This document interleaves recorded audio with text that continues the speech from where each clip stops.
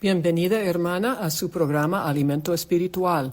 A esta hora del día, quizás mientras usted prepara comida para su familia, es mi privilegio compartirle una reflexión bíblica que espero satisfaga su hambre espiritual y le dé fuerzas para seguir fielmente los pasos de nuestro Señor Jesucristo. La semana pasada contamos la historia del primer milagro apostólico después de la ascensión de Jesús al cielo y la venida del Espíritu Santo.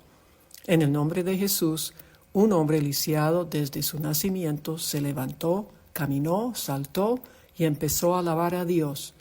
Había mucha gente que vio el milagro y vamos a ver cómo reaccionaron. Primeramente tenemos al hombre que fue sanado. No sabemos mucho de él. Como mencionamos la semana pasada, ni siquiera sabemos cuál era su nombre. Pero dice la Escritura que él seguía aferrado a Pedro y a Juan. Hermana, así debemos seguir todos nosotros que hemos sido transformados por Jesucristo, no confiando en los apóstoles en sí, pero sí confiando en su testimonio acerca de nuestro Señor.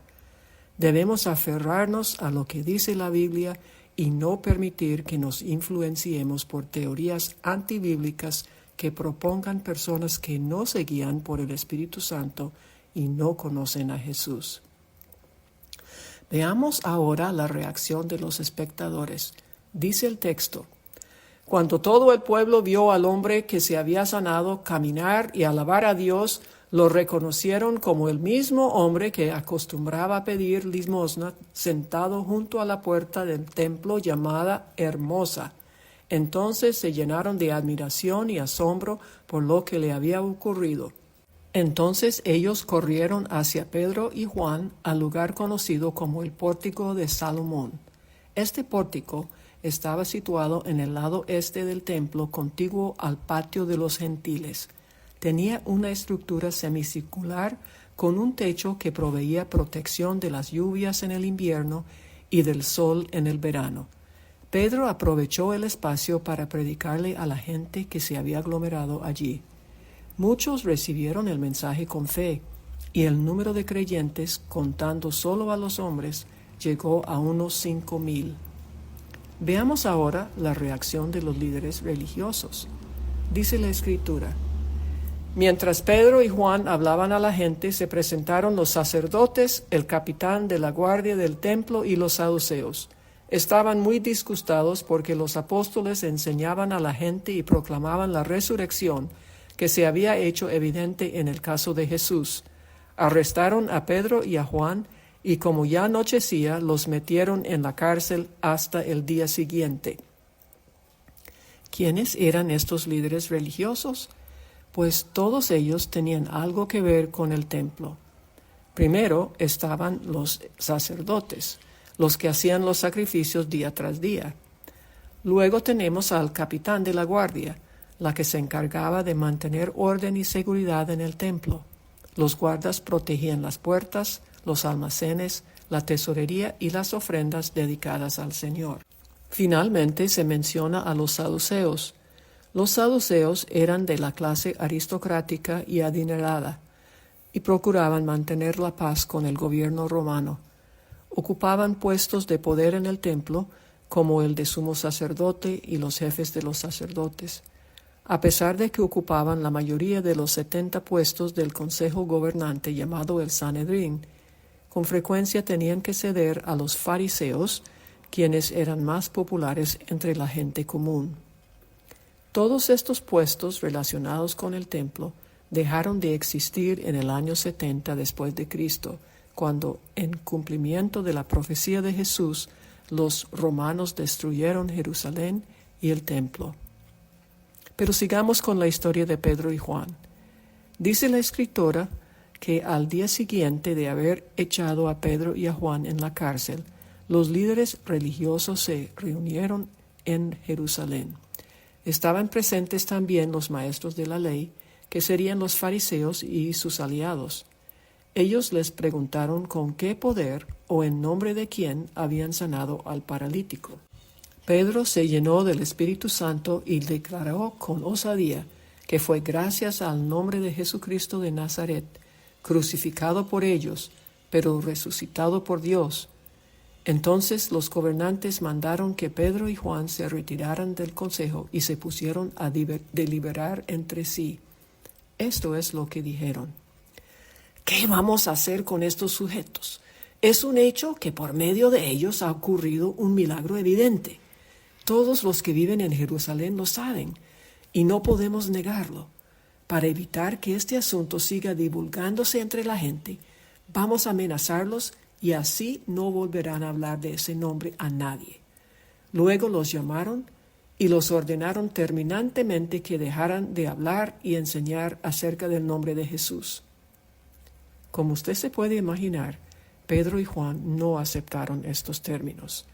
A pesar de ello, los gobernantes los dejaron irse por causa de la gente, quienes siguieron alabando a Dios por la sanidad de un hombre que tenía más de 40 años.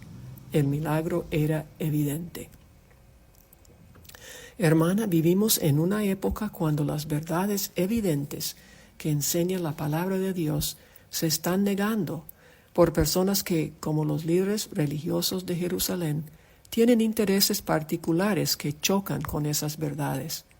Por eso es que tenemos que armarnos con la palabra de Dios, una espada de 2 filos que penetra hasta lo más profundo del alma y del espíritu, y juzga los pensamientos y las intenciones del corazón. Servimos al Dios Todopoderoso, Rey del universo, y no debemos temer a los poderes del mundo que no confían en el Dios verdadero, sino en su propia fuerza y en las corrientes de pensamiento que inundan las redes sociales, los medios de comunicación y hasta la ropa que se usa. Hermana, si sigues a Cristo, has experimentado el milagro del nuevo nacimiento, el milagro más grande y más importante que uno puede experimentar. Habrá gente que lo va a negar, quizás vehementemente, porque no calza con sus pensamientos errados. Pero también habrá gente que va a reconocer el poder de Dios en acción. Así que, como el hombre que fue sanado, siga aferrada al testimonio de los apóstoles que se encuentra en la palabra de Dios. Él te defenderá y te usará para su gloria y para la salvación de muchos. Oremos.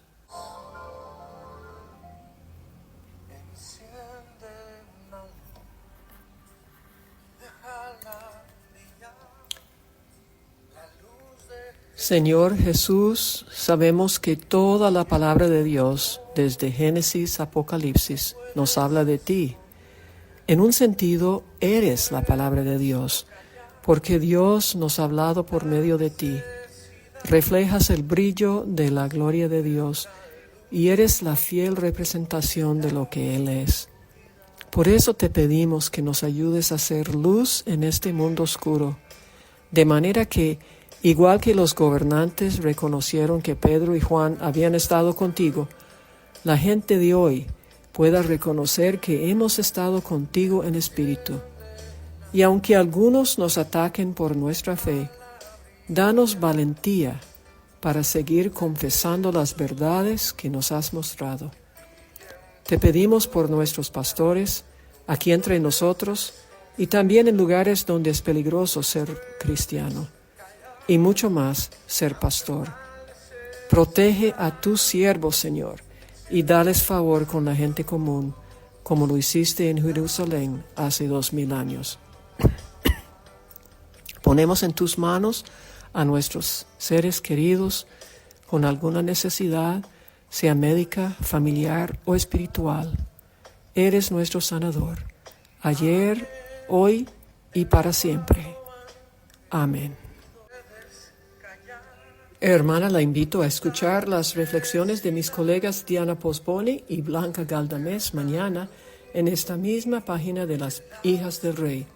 También la invito a la próxima reunión mensual de las Hijas del Rey, que será el sábado 22 de junio en la Biblioteca Pública de Farmington, Michigan, ubicada en 23500 Liberty Street. Venga a compartir un rato ameno con sus hermanas y hermanos en Cristo. Allí la esperamos. Hasta el próximo martes, que el Señor me la bendiga y me la guarde. Un abrazote.